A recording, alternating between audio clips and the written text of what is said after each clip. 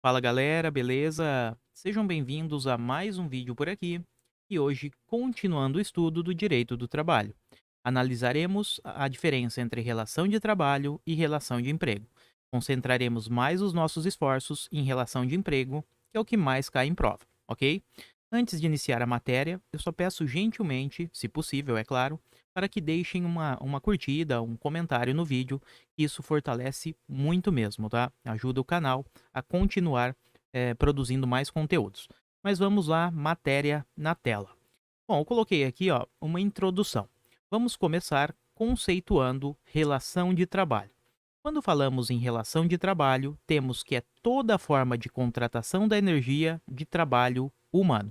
Então, toda forma de trabalho humano poderíamos conceituar como uma relação de trabalho. Então, repetindo, toda forma de contratação da energia de trabalho humano. Então, perceba, a partir do momento que falamos que é toda forma, então, ó, toda forma de trabalho humano, estamos diante de uma expressão mais ampla, um gênero, portanto, ok? E deste gênero teremos algumas divisões, algumas espécies. Portanto, as modalidades, as espécies de relação de trabalho são as seguintes: temos a relação de trabalho autônoma, a relação de trabalho que é avulsa, o trabalho voluntário, o estágio e, por fim, o nosso empregado, a relação de emprego. Portanto, perceba, localizamos relação de trabalho e relação de emprego. Relação de emprego é uma espécie, é um dos tipos de relação de trabalho. Sendo uma das espécies, ela terá ali peculiaridades bem específicas. Portanto, para que uma pessoa, para que um trabalhador, ele possa ser considerado empregado, ele precisará atender determinados requisitos. Estes requisitos veremos já já, ok? Se o nosso trabalhador ele atendeu estes requisitos, teremos então uma relação de emprego estabelecida e, consequência disso, será a aplicação da nossa CLT. Beleza? Então, até aqui eu acho que foi, né? Só recapitulando então.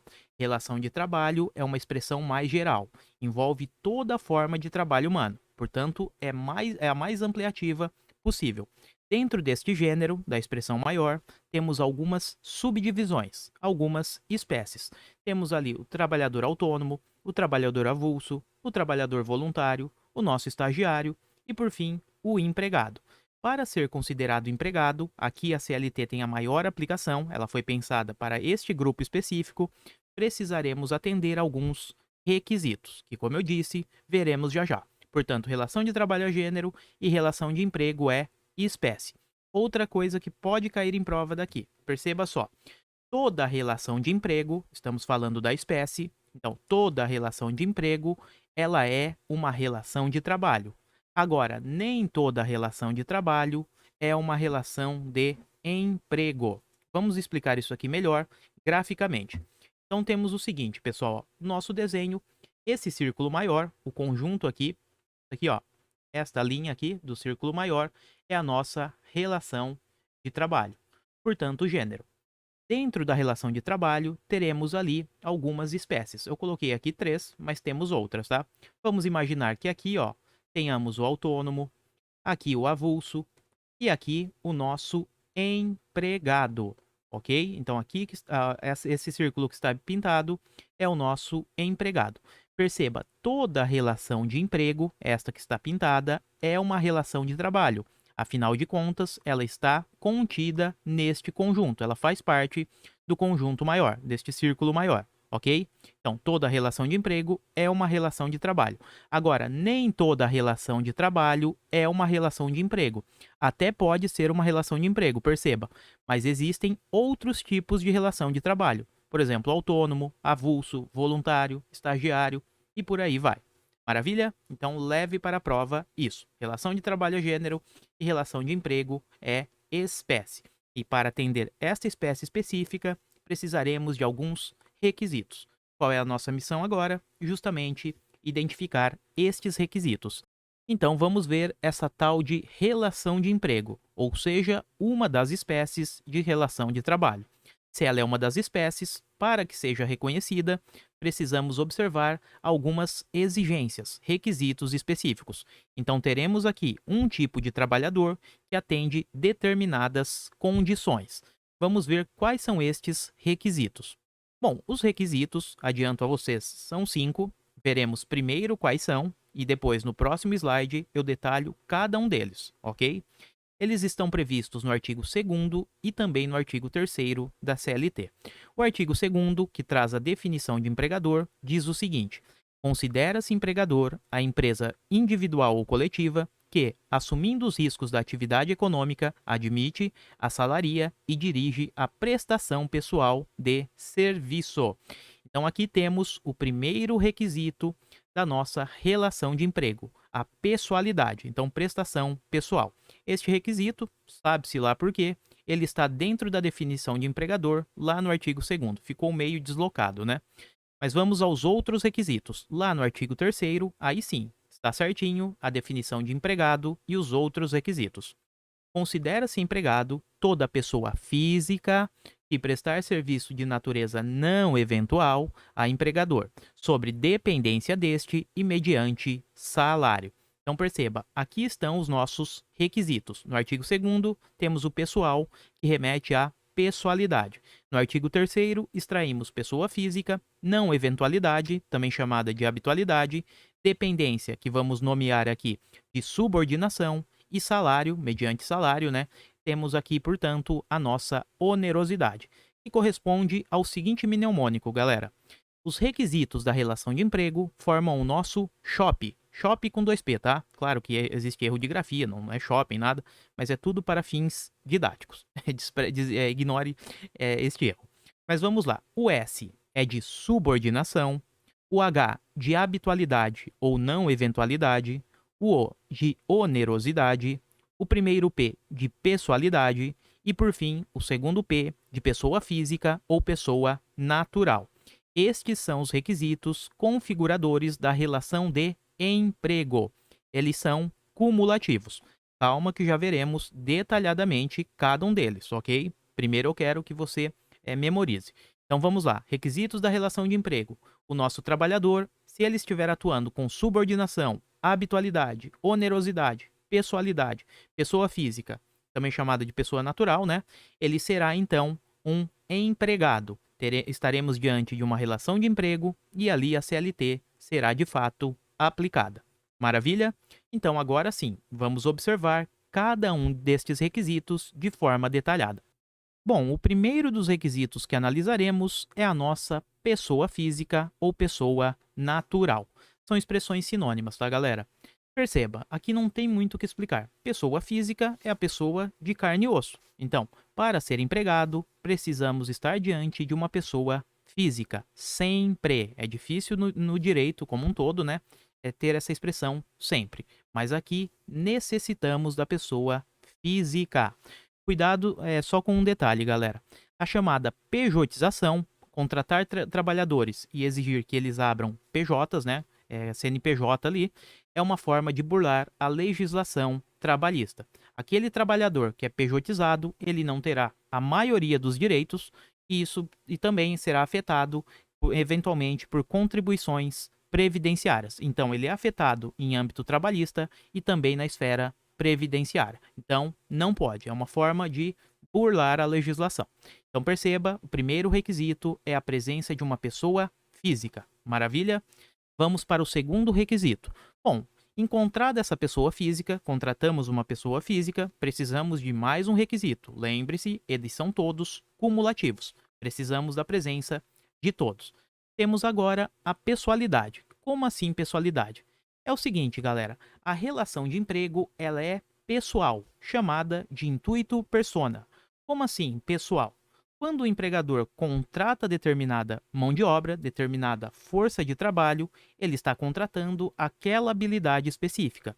Por exemplo, Joãozinho da Silva, ele tem habilidade para manusear determinada ferramenta. Então a empresa está contratando aquela pessoa.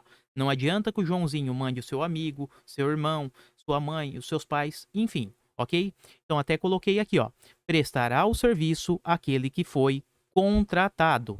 Temos, portanto, aqui a ideia de pessoalidade. Quem foi contratado é quem presta o serviço. E seguindo aqui nesta linha de pessoalidade, temos aqui um caráter infungível, ou seja, um caráter insubstituível. Como assim? Bom, se contratamos o Joãozinho da Silva, é ele que vai trabalhar, tá? Então temos aqui a infungibilidade, caráter infungível. Portanto, se na prova aparecer como requisito da relação de emprego a infungibilidade, marque como correto. São expressões sinônimas, pessoalidade ou infungibilidade. Maravilha? E por fim temos o seguinte, pessoal: de forma excepcional e esporádica, pode haver substituição. Outra pessoa pode exercer aquele trabalho. Mas perceba, é uma situação excepcional e deve ter ali a concordância, a anuência do empregador. Seguindo um pouco mais, o próximo requisito é a não eventualidade ou habitualidade. São expressões sinônimas. Quando falamos em não eventualidade, temos o seguinte: é a expectativa de retorno, é a expectativa de uma repetição futura daquele trabalho. Perceba, galera, quando o empregador ele contrata determinado trabalhador, temos ali que ele está depositando naquela pessoa física que possui determinadas habilidades uma expectativa que ele retorne de tempo em tempo ao seu empreendimento. Por exemplo, este retorno ele não deve ser confundido com uma expectativa de retorno diária. Porque temos algumas situações. Vamos imaginar uma universidade, um professor de um cursinho preparatório, tá? Ele só dá aula nas segundas-feiras, naquela instituição específica, e durante outros dias em instituições diversas. Perceba, ainda que ele esteja indo uma vez na semana, a cada 2 semanas, enfim, ele está sempre retornando àquele empreendimento. Então, o empregador conta com ele para exercer a atividade. Portanto, temos neste caso específico a presença da habitualidade, da não eventualidade, mesmo que não seja diária.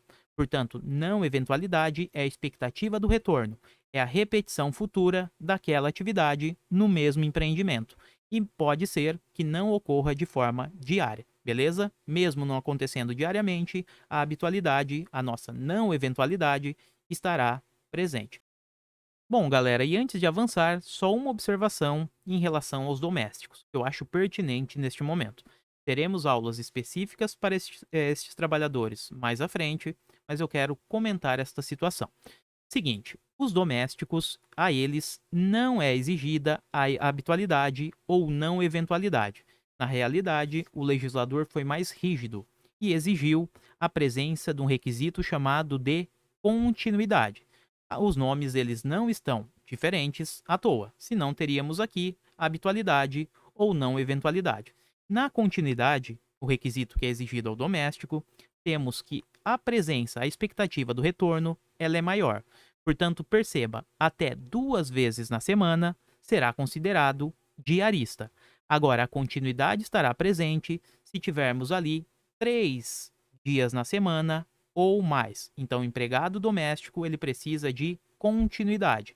E a continuidade aplicada a ele é a expectativa de retorno naquela residência específica 3 vezes na semana ou mais. Menos de 3 vezes, menos de 3 dias em determinada semana, ele será diarista. Vamos avançar mais um pouquinho, chegamos agora ao nosso quarto requisito da relação de emprego, a nossa famosa onerosidade. O conhecido faz-me rir, né? O nosso salário. Bom, quando falamos em onerosidade, temos o seguinte: o trabalhador ele vai laborar, emprestar a sua força de trabalho mediante o pagamento de uma remuneração.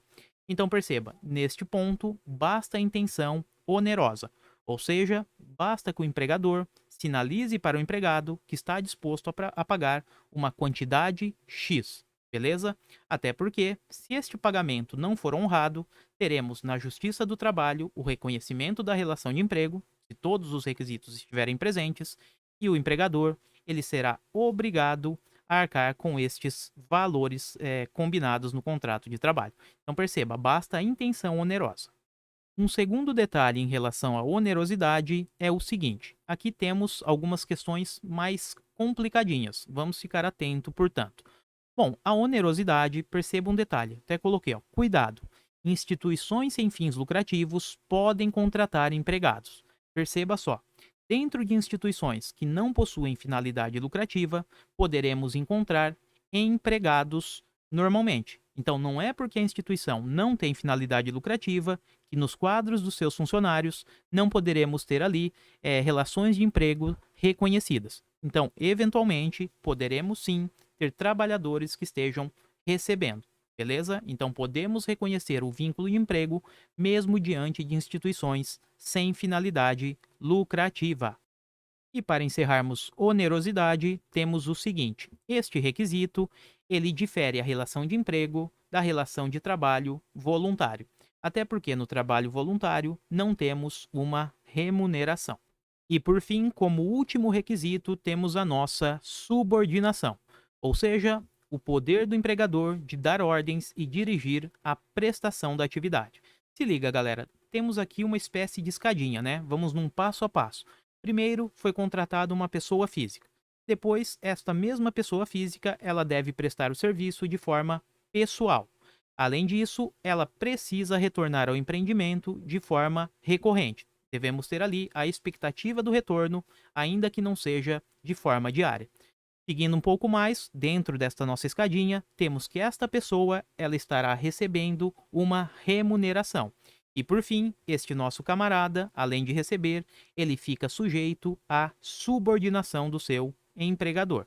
Ou seja, ele receberá ordens e terá a sua prestação do serviço, a sua atividade, dirigida por um superior. Perceba só, galera, quando falamos em subordinação, temos que é o requisito mais importante da relação de emprego. Eu não estou dizendo que só com a subordinação teremos a relação de emprego, mas a subordinação é sim o requisito mais importante, mas precisamos, é claro, de todos os outros para estabelecer um vínculo de emprego. Além disso, temos também que esta é uma subordinação jurídica. Cuidado, ela decorre de um contrato de trabalho que foi fixado entre as partes. Temos outros tipos de subordinação, mas elas não são aplicáveis. A subordinação que vale é a jurídica. Por exemplo, em algum momento, entendia-se que a subordinação era econômica. O empregador, o nosso patrão, ele detinha o poder, ele detinha um capital maior do que o empregado. Hoje, nem sempre é assim. Eventualmente, poderemos ter sim empregados em melhores condições do que os seus empregadores. E uma outra subordinação que também já foi defendida era a ideia de subordinação técnica, ou seja, o empregador ele detinha toda a expertise, toda a destreza da atividade desempenhada. Isso não é verdade, né, pessoal? Ainda mais nos dias de hoje, com tantas subdivisões. Vamos imaginar novamente um cursinho preparatório. Ele contrata ali, o dono, né, vários professores de matérias específicas. Ou seja, muito provavelmente ele não terá o domínio de cada uma daquelas disciplinas. Então, o que vale hoje é uma subordinação jurídica. Preste atenção a isso, jurídica, porque ela decorre do contrato de trabalho. E este contrato ele foi fixado entre o empregado e o empregador. Maravilha? Além disso, temos o seguinte: esta subordinação jurídica ela independe do trabalho na sede da empresa. Galera, com os avanços tecnológicos, cada vez mais temos ali o chamado teletrabalho ou home office, né? Então, não precisamos, para que haja subordinação, que o nosso camarada, o nosso empregado, ele esteja nas dependências na sede da empresa. Nada disso. E para fecharmos, acabou entrando no slide antes, temos o seguinte: esta subordinação é um dos elementos, é um dos requisitos que diferencia o empregado do trabalhador autônomo. E para fechar o vídeo, antes de entrar nas questões, vamos ver 3 observações. Primeira delas, exclusividade não é requisito da relação de emprego. Repito, exclusividade não é requisito da relação de emprego. Poderemos ter tranquilamente empregados que não estejam em caráter de exclusividade. Além disso, temos aqui a figura da alteridade. O que seria alteridade? Alteridade é o seguinte, galera: os riscos do empreendimento, eles não podem, eles não devem ser suportados pelo empregado, mas sim pelo empregador, ok? Alteridade, os riscos do empreendimento não são suportados pelo empregado, mas sim por seu empregador. Perceba, de modo quase absoluto, alteridade não é, repito, não é requisito da relação de emprego. Agora, tivemos algumas provas pontuais que consideraram a alteridade como um requisito da relação de emprego. Mas perceba, analisando as questões, não tínhamos outra escolha. Eles colocaram lá, por exemplo, são requisitos da relação de emprego: pessoalidade, não eventualidade, onerosidade, subordinação e alteridade. E as outras assertivas tinham informações totalmente estranhas. Então, marcamos como correta porque não tínhamos mesmo saída, certo? Mas, repito, consenso praticamente geral é que alteridade não é requisito da relação de emprego. Tome cuidado só a esse tipo de questões. Se você olhou ali, analisou o contexto e percebeu que não existe outra saída, daí sim, marque alteridade como requisito. Mas só em último caso mesmo, beleza? E por fim, temos o seguinte, galera. Eu até coloquei aqui, ó, na realidade, não são requisitos caracterizadores da relação de emprego, ok? Exclusividade e alteridade não são. E a nossa última observação, pelo menos para encerrar a parte teórica, é a súmula. Temos aqui a súmula 386 do TST. Bom, esta súmula 386, ela fala sobre o vínculo de emprego para o policial militar. Rapaziada, é muito comum que o policial militar, fora do horário de expediente ali da corporação, ele faça o chamado bico, né? Por exemplo, para determinada empresa privada, ele preste o serviço de segurança. Então, vem a súmula 386 e diz o seguinte: o reconhecimento do vínculo do policial militar em empresa privada é possível. Se liga. Então, existe a possibilidade, sim, independentemente de penalidade disciplinar que esteja prevista no Estatuto do PM. Então, ainda que o Estatuto do PM ele diga lá que não, ou que o policial militar não pode prestar estas atividades para empresas privadas, se ele prestar e estivermos diante de todos estes requisitos, pessoa física, pessoalidade, habitualidade, onerosidade e subordinação, o vínculo da empresa privada com o PM será reconhecido, sim, senhor. Maravilha? Este é o conteúdo da súmula 386. Anote aí que cai bastante em prova naquelas perguntas mais complexas. Ok? E assim encerramos toda a parte teórica. Vimos relação de trabalho e relação de emprego. E agora vamos partir para as nossas questões. Bora lá! Questão de número 1 na tela, pessoal. Para a aula ficar mais dinâmica, eu peço para que vocês pausem o vídeo e voltamos em 3 segundos com o gabarito, ok? Então pausem o vídeo, por gentileza, e já voltamos com a resposta. E o gabarito por aqui é letra C de casa, subordinação jurídica. Perceba, o comando da questão, ele pede aquele requisito que é essencial, o requisito principal que caracteriza uma relação de emprego. Vimos o seguinte: a relação de emprego ela é formada por 5 requisitos. O nosso SHOP, né, o mnemônico ali. Subordinação, habitualidade, que também é chamada de não eventualidade, onerosidade, pessoalidade e, por fim, pessoa física. Temos na subordinação o principal destes requisitos, ok? Então, a subordinação é o requisito essencial. Precisamos de todos, mas a subordinação prevalece aqui, sendo o requisito principal deste reconhecimento. Maravilha? Portanto, gabarito, letra C de casa, subordinação jurídica. Até porque, perceba, exclusividade não é requisito, ausência de onerosidade também não é requisito, precisamos, na realidade, de onerosidade, né, do pagamento. Boa-fé contratual objetiva não falamos sobre, autonomia privada coletiva também não. Só sobra subordinação jurídica. Questão de número 2, bora lá. Eu peço para que pausem o vídeo e já voltamos com o gabarito. 3 segundos, galera. E o gabarito é letra A. Comentamos sobre isso, é aquela situação da súmula 386 do TST. Essa súmula ela diz o seguinte: é possível reconhecer um vínculo de emprego, um vínculo empregatício entre um policial militar e uma empresa privada. Então, é possível, independentemente de penalidade disciplinar que esteja prevista no Estatuto do PM, certo? Então, perceba, este policial militar, ele está trabalhando durante a sua folga como segurança de um supermercado, ou seja, de uma empresa privada. Ele recebe ordens do gerente, Além disso, ganha um valor fixo mensal e, por fim, não pode ser substituído. Temos, portanto, os elementos aqui da onerosidade, subordinação e, por fim, da pessoalidade. Então, perceba, nesta situação específica, Cícero poderá sim ter o vínculo de emprego reconhecido, desde que presentes os requisitos legais. Cuidado a esse detalhe, ó. Independentemente do eventual cabimento de penalidade disciplinar prevista no Estatuto do Policial Militar. Então, em relação ao Estatuto do PM, ele se vira depois, tá? Mas o vínculo de emprego será sim, estando presentes os requisitos legais, ele será reconhecido, ok? Então, se Cícero trabalhou, seguia ordens, recebia mensalmente por isso e não podia ser substituído, o vínculo ali será reconhecido. Maravilha? Vamos avançar um pouco mais para a questão de número 3. Pausem o vídeo, galera, e já voltamos com o gabarito. 3 segundos. E o gabarito é letra C de casa. Perceba, o comando da questão quer o requisito legal, considera como requisito legal.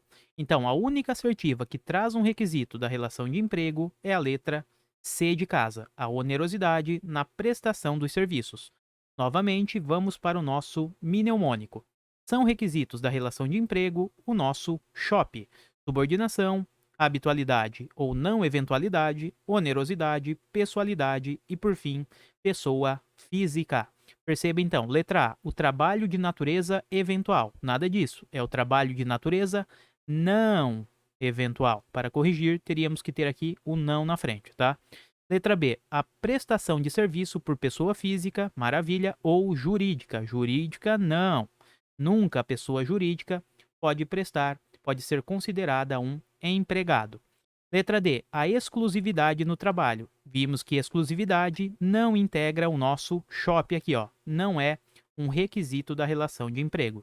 E por fim, na letra E, a assunção proporcional dos riscos da atividade. A assunção dos riscos seria a alteridade, né, que vimos no fim do último slide, e ela também não corresponde a um dos requisitos da relação de emprego. Requisitos da relação de emprego formam o nosso SHOP. Repetindo, subordinação, habitualidade, onerosidade, pessoalidade e, finalmente, pessoa física. Portanto, gabarito, letra C de casa. A onerosidade na prestação do serviço é, sim, um requisito caracterizador da relação de emprego. Vamos agora para a questão de número 4. Pausem o vídeo e já voltamos. E o gabarito por aqui é letra C de casa. Galera, perceba como as questões se repetem. Novamente, basta que saibamos identificar os requisitos da relação de emprego. Então, a questão está pedindo aquela assertiva, né, que não é um requisito. Vimos na parte teórica o seguinte: os requisitos da relação de emprego formam o nosso SHOP: subordinação, habitualidade, também chamada de não eventualidade, onerosidade, pessoalidade e, por fim, pessoa física ou natural. Perceba, subordinação jurídica é sim um requisito da relação de emprego. A pessoalidade também, ó, subordinação está aqui, pessoalidade está aqui. Então, pessoalidade também é um requisito. A exclusividade não está no nosso mnemônico SHOP, portanto, acaba sendo a única incorreta aqui e o nosso gabarito. A onerosidade também consta no nosso mnemônico e o trabalho não eventual, ou seja, habitual, também está aqui. Maravilha? Então perceba, gabarito, letra C. Avançando mais um pouco, vamos para a questão de número 5 agora. Pausem o vídeo e já voltamos com o gabarito. E o gabarito por aqui é letra A de aprovado. O comando da questão, ele quer saber a diferença da relação de trabalho e relação de emprego. Na parte teórica, falamos o seguinte: relação de trabalho seria este conjunto inteiro aqui, ó, seria a totalidade do nosso círculo. Então, aqui temos a relação de trabalho. Ela é um gênero, tá? Portanto, corresponde a algo mais amplo. Já dentro deste conjunto maior, temos ali outras relações de trabalho. Seriam as espécies, modalidades. Perceba então, relação de trabalho é gênero. Relação de emprego é uma de suas espécies, temos aqui a relação de emprego. Por exemplo, por aqui poderíamos situar o trabalho do estagiário, aqui o trabalho avulso, trabalho autônomo, enfim. Mas o que vale para a questão é que relação de trabalho é gênero e relação de emprego é uma de suas espécies. Beleza? Vamos ler agora as assertivas. A relação de emprego é uma espécie. Legal, foi o que vimos. É uma espécie do gênero relação de trabalho. Perfeito. Letra A, inquestionável. Relação de emprego é espécie e relação de trabalho é gênero. Letra B. Possuem características idênticas, podendo-se afirmar que são expressões sinônimas. Nada disso. A relação de emprego possui, inclusive, requisitos bem específicos, que são aplicáveis, que são reconhecidos apenas nesta relação, ok? Então, elas têm diferença, sim. Portanto, letra B está incorreta. Letra C. A relação de trabalho é modalidade derivada da relação de emprego. Nada disso, é o contrário, né? A relação de emprego, que é uma espécie, esta sim deriva da relação de trabalho. Portanto, também está incorreta. Letra D. Não há relação de trabalho se não houver relação de emprego. Nada disso, até porque se não houver relação de emprego, essa aqui que está pintada em roxo, teremos sim outros tipos de relação de trabalho. Por exemplo, estagiário, avulso, autônomo, enfim. Então, letra D também não faz sentido. E a letra E fala o seguinte: são institutos independentes e não guardam nenhuma relação entre si. Nada disso, né, galera? A partir do momento que a relação de emprego ela decorre, ela deriva da relação de trabalho, existem ali pontos de contato, sim, senhor. Ok? Claro, existem as diferenças, como vimos, né, nos requisitos diferenciadores ali que caracterizam a relação de emprego, mas também podemos citar pontos de contato. Então, não são institutos independentes, beleza? Portanto, o gabarito só pode ser letra A de aprovado. E para encerrarmos o vídeo, vamos para a última questão. Eu coloquei adaptada, porque na realidade eu peguei um dos itens, uma das assertivas é de uma questão da Banca FCC e coloquei aqui para avaliarmos se ela está certa ou errada, ok? Então eu peço para que pausem o vídeo e voltamos na sequência com o nosso gabarito. 3 segundos. E o gabarito por aqui é a correção. Comentamos na teoria que uma entidade sem finalidade lucrativa, eventualmente, ela pode ter em seu quadro ali de funcionários, né, alguns que sejam empregados, reúnam aqueles requisitos da relação de emprego e assim esta entidade, mesmo sendo sem finalidade lucrativa, poderá ser sim uma empregadora. Beleza? Então é por isso que esta questão está correta. Bom, galera, então é isso. Analisamos a parte teórica e resolvemos aqui 6 questões. Eu espero verdadeiramente que vocês tenham entendido o tema, que tenha facilitado e assim vamos avançando pouco a pouco na matéria. Se gostou do vídeo, peço que deixem um like, se inscrevam no canal, se ainda não for inscrito. Isso ajuda muito mesmo, tanto na continuidade do canal, como em mais vídeos como este. Desejo a vocês bons estudos, fiquem com Deus e voltamos em breve.